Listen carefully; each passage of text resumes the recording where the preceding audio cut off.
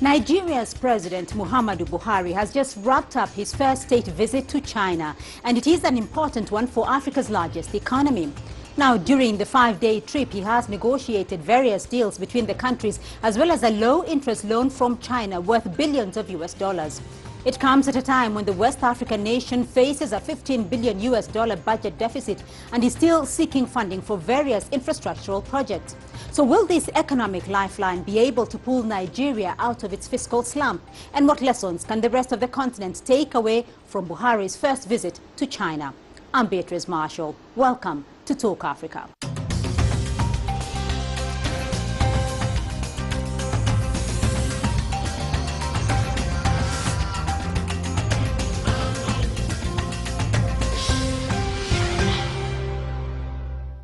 Well, this is the Nigerian President Buhari's first state visit to China since taking office, and he is also the first head of state from Africa to visit China after last year's FOCAC summit in Johannesburg. He met with President Xi Jinping in Beijing, where the two leaders agreed to strengthen cooperation in various fields, including infrastructure, agriculture, energy and trade. CCTV Su Yuting has more. This is Nigerian President Buhari's first state visit to China since taking office, and he's also the first head of state from Africa to visit China after last year's FOCAC Johannesburg summit. President Buhari has led a huge delegation comprising ministers of transportation, power and housing, trade, industry and investment. President Xi Jinping held a welcoming ceremony for Buhari at the Great Hall of the People in Beijing.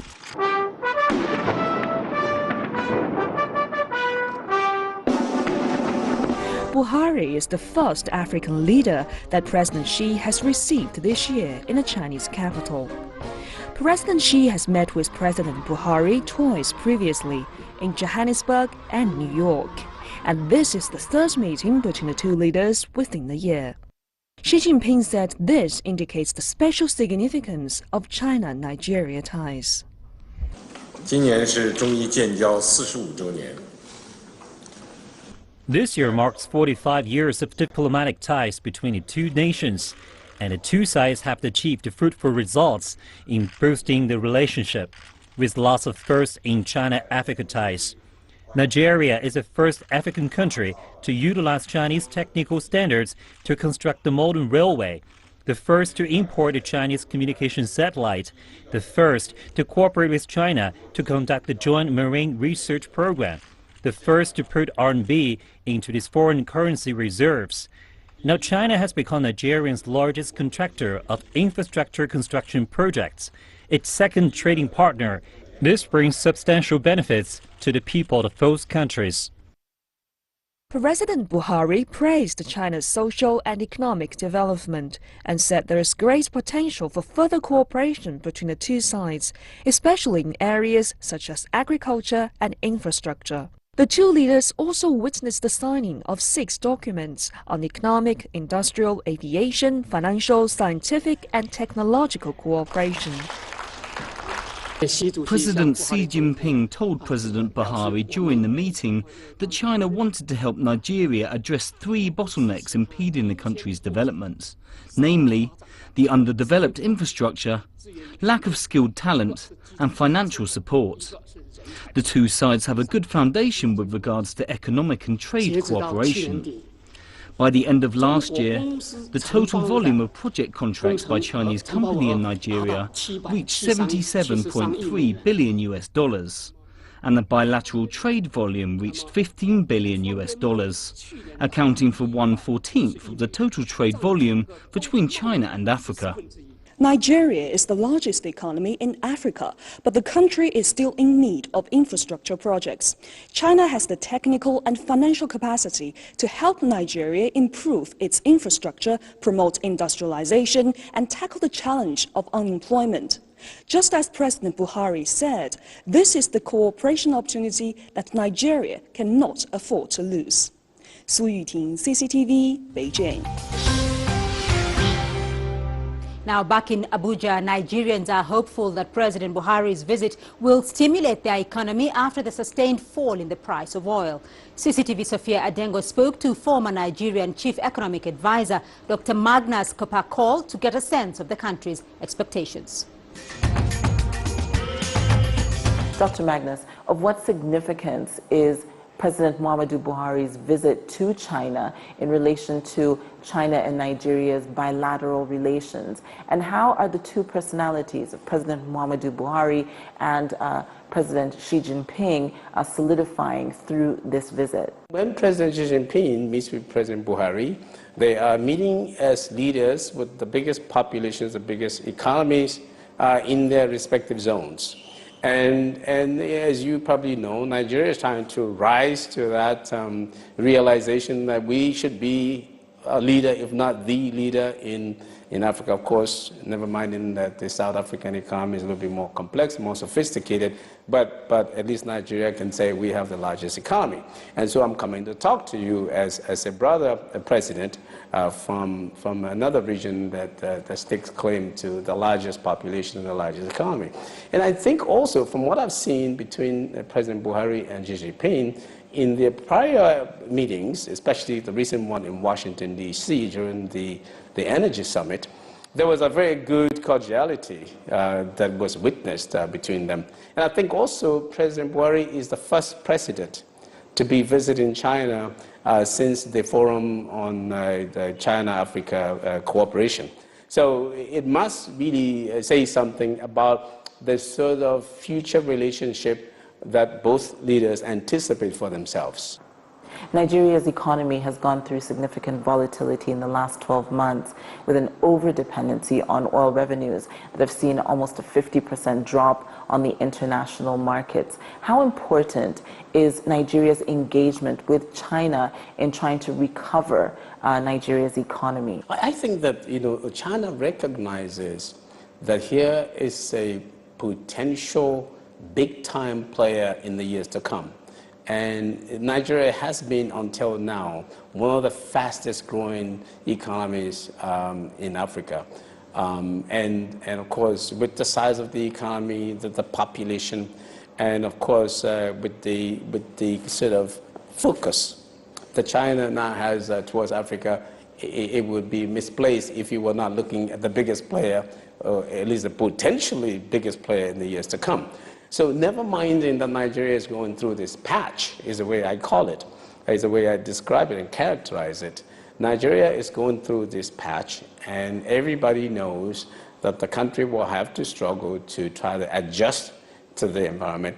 Unfortunately, as everyone also knows, Nigeria did not really seem to have prepared for this, because the economy could have been better diversified than it is. It is diversified to a reasonable extent. I remember a few years back when I was in the government, I was the economic advisor to the president, and it was just a few years ago.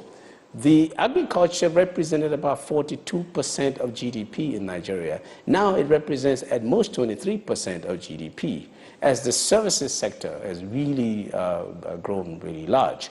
And industry in total is about 23% of GDP, much larger than it was before.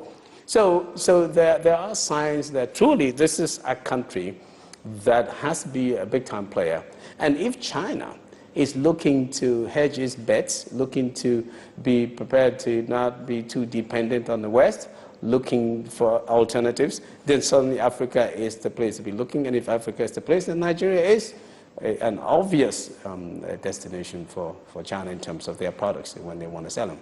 What is the economic outlook for Nigeria in bolstering more economic activity specific to the West African region? Nigeria needs help now to be able to overcome the economic crisis, to go through this patch. I understand that the $6 billion loan that the Chinese have offered, for various kinds of infrastructure that Nigeria may want to get into. And then there's a swap arrangement that has also been discussed to shore up the value of the naira, which has suffered greatly in the parallel market. And so with this swap, Nigerians will be able to buy goods and services a little bit easier, and the central bank's pressure will be relieved somewhat. They won't have to have their currency I mean, their reserves, mostly denominated in dollars, depleted because they will have the yuan, they will have the renminbi also as a reserve instrument. Now, during Nigerian President Muhammadu Buhari's state visit to China, several deals were hammered out between the two countries. These include fresh credit lines and currency swap agreements. But what of the benefits? Well, CCTV's Ramanyang broke down those details for us.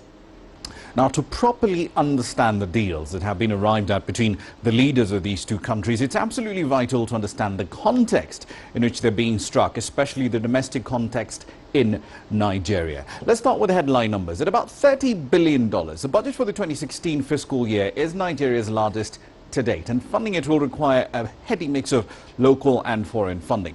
Now, nearly half the budget, about $13 billion, is just basically recurrent expenditure. Capital expenditure at about $9 billion, however, stands to gain the most from foreign sources of funding. The thing is, though, it is not clear at this point in time exactly how the budget deficit, estimated at about $11.1 billion, is going to be filled, and the details are trickling in very slowly. So, for example, we know there's a $6 billion loan on offer from China to fund infrastructure projects. That could go a long way to fill that hole, but there's still several missing details, like, for example, the price of said debt, and if it's all coming in one shot or if it's going to be dispersed over several fiscal years. Panda bonds, which are basically yuan-dominated fixed-income instruments, have also been proposed by the Finance Minister, Kamiade Soon, although it's not clear exactly where they fit into the funding matrix. What we do know, though, is that the Finance Minister believes that they are cheaper relative to Eurobonds. Now, a deal was also signed between the Industrial and Commercial Bank of China and Nigeria Central Bank covering yuan transactions. Now, the simplest way of explaining it is that it will make the flow of yuan among different banks in Nigeria a lot easier. And of course, the question then from that point is, what scale will it have on the economy? The thing is, this deal, as interesting as it sounds on paper, will be limited by three main factors. You see, most of Nigeria's external trade is done in dollars, and that includes sales of its main export commodity, oil. Between 2013 and 2015, roughly a fifth of goods imported in Nigeria came from China, but less than 2% of Nigerian exports went to the Asian economy. Now, to put this into perspective, you're looking at the export of about $7 billion of capital every year from Nigeria to China, and the bulk of that is denominated in dollars. Most importantly, as long as the Central Bank of Nigeria's restrictions on foreign currency access remain in place, this deal cannot be a silver bullet to the Naira's current weakness. We're going to take a short break now, but when we come back, my expert guest will help further unpack the significance of President Buhari's trip to China. To stay with us. Welcome back to Talk Africa. Now, as Nigerian President Muhammadu Buhari wrapped up his first state visit to China this week with a number of deals between the countries, I now have expert guests standing by to help break down the details. In Lagos, Mr. Johnson Chukwu, he's the Managing Director of Cowrie Asset Management Limited.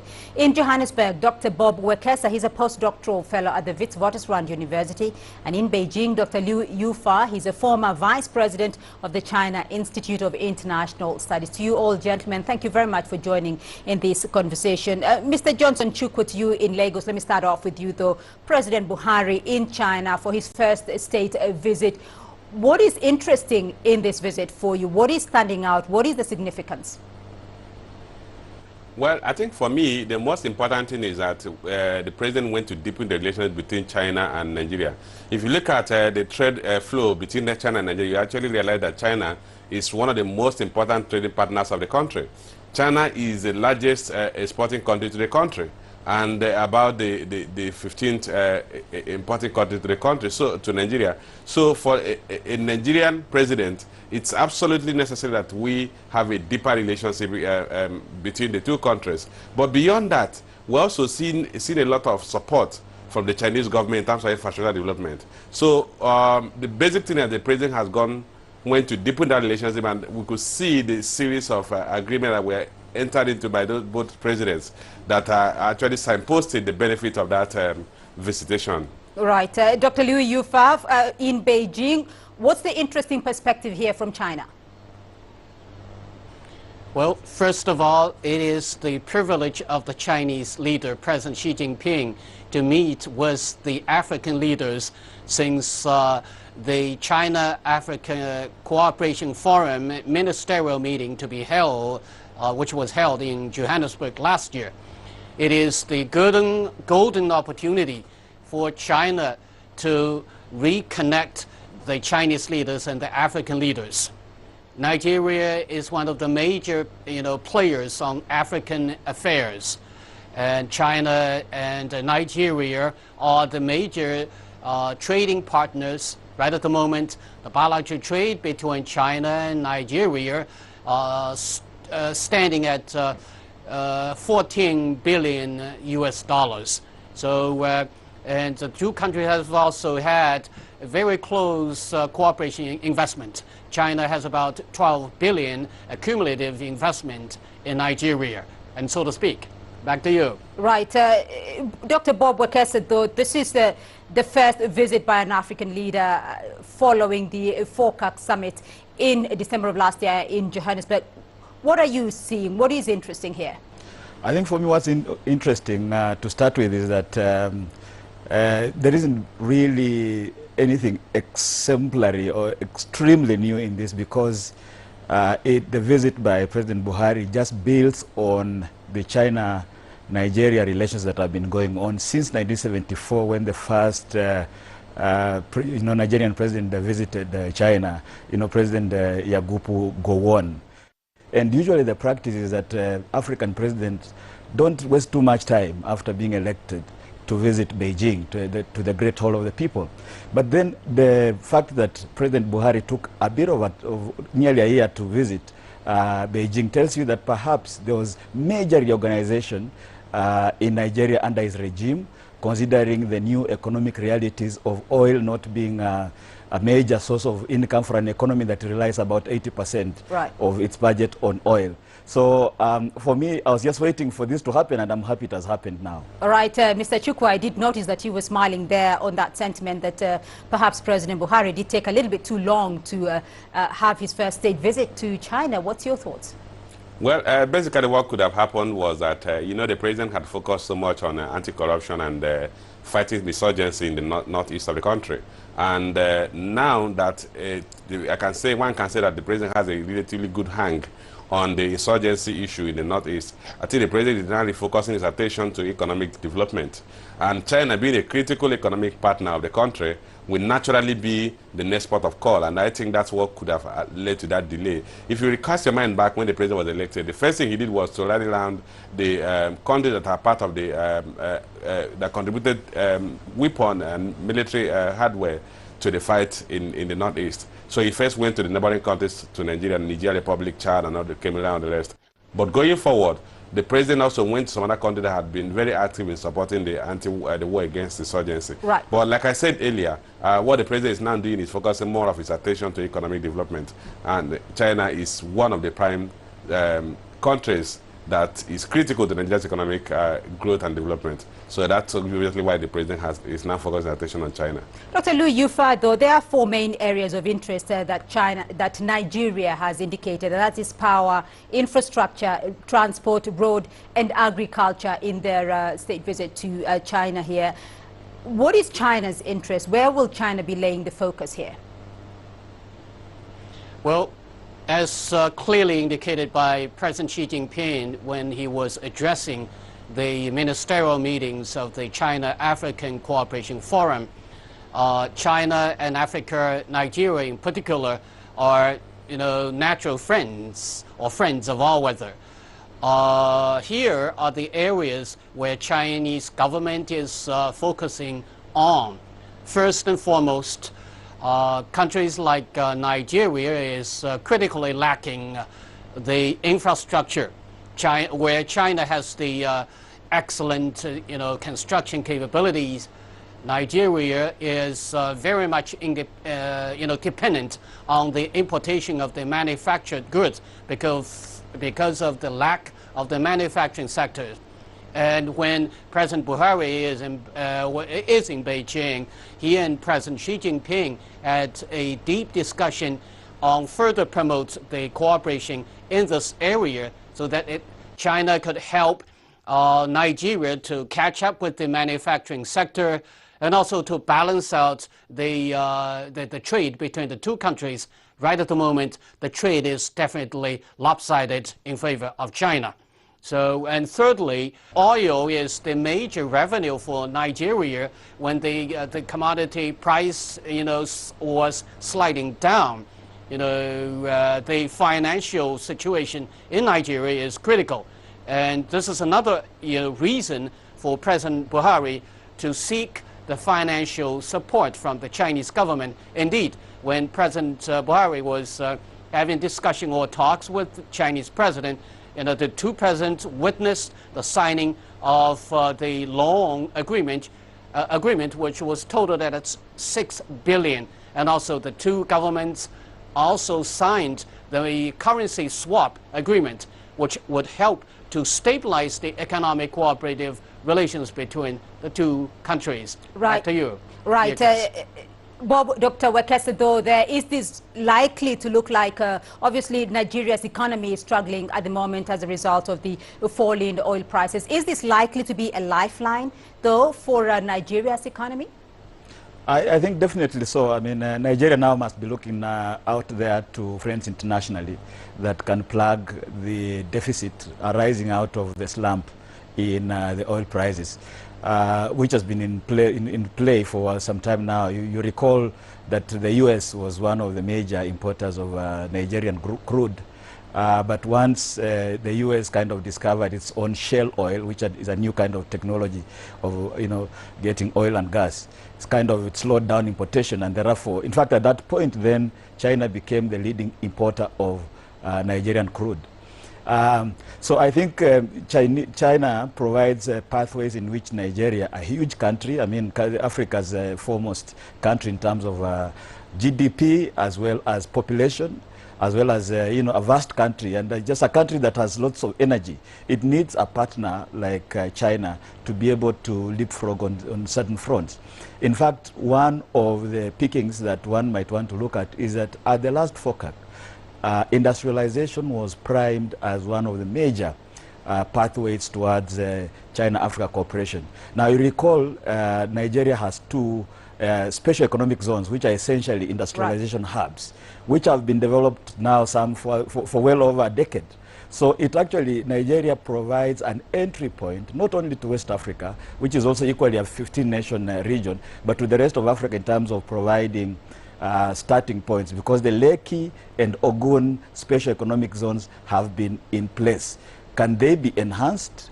Can they be points for other African countries learning lessons in terms of China's move towards beefing up industrialization relations with Africa? The second very quick point that I can raise is that the visit by President Buhari must in essence be seen as a build-up on the visit by Premier Li Keqiang to Kenya, Ethiopia, Lagos, and Angola in 2014, around this time, 2014, in fact, April 2014, during which one of the major issues that Premier Li Keqiang pointed out was that Africa needed infrastructure that is pan-African, that cuts across countries and regions and so forth.